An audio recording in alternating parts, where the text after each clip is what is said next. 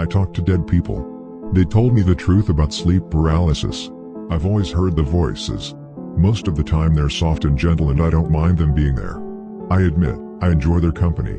At first they seemed like random echoes and cries, but as I got older I realized they are not random in the slightest. I am talking to dead humans. They talk about everything, but it seems as though there are things they can't talk about. I've made a list of a few general rules, but that is a story for another day. I laid in bed. I don't normally have much trouble getting to sleep now. I used to. The voices were just too loud.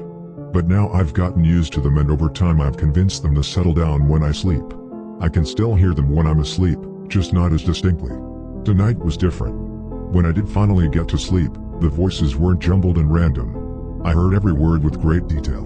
They spoke of the sea. I saw myself standing on a beach in a dream. They spoke of mountains.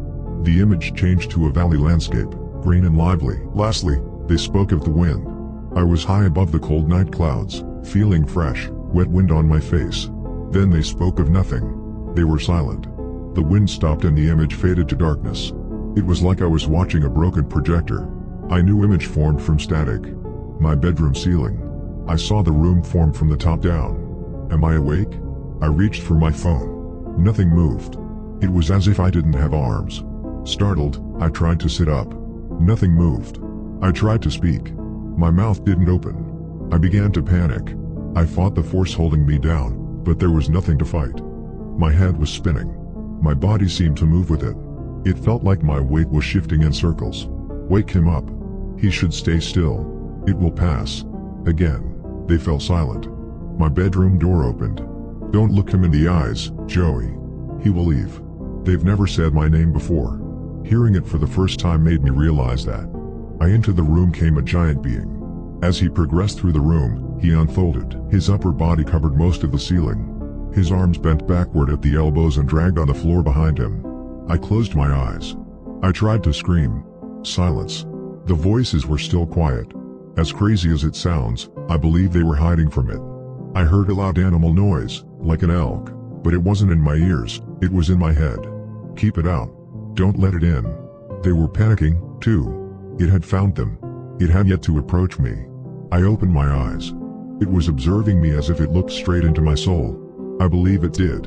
In my head I heard banging. Like a door being forced closed while something tried to open it. It was breaking into my head and the people were keeping it out.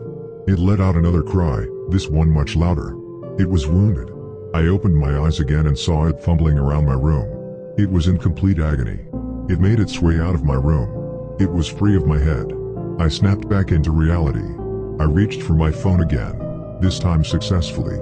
I used its light to look around the room. My breath and heartbeat were panicked and irregular. The door was closed. Everything was normal. I asked them in my mind about what had happened. They spoke among themselves, arguing. Finally, the voice of a man spoke out. Your mind is powerful. It's why we're here. They want to infect it.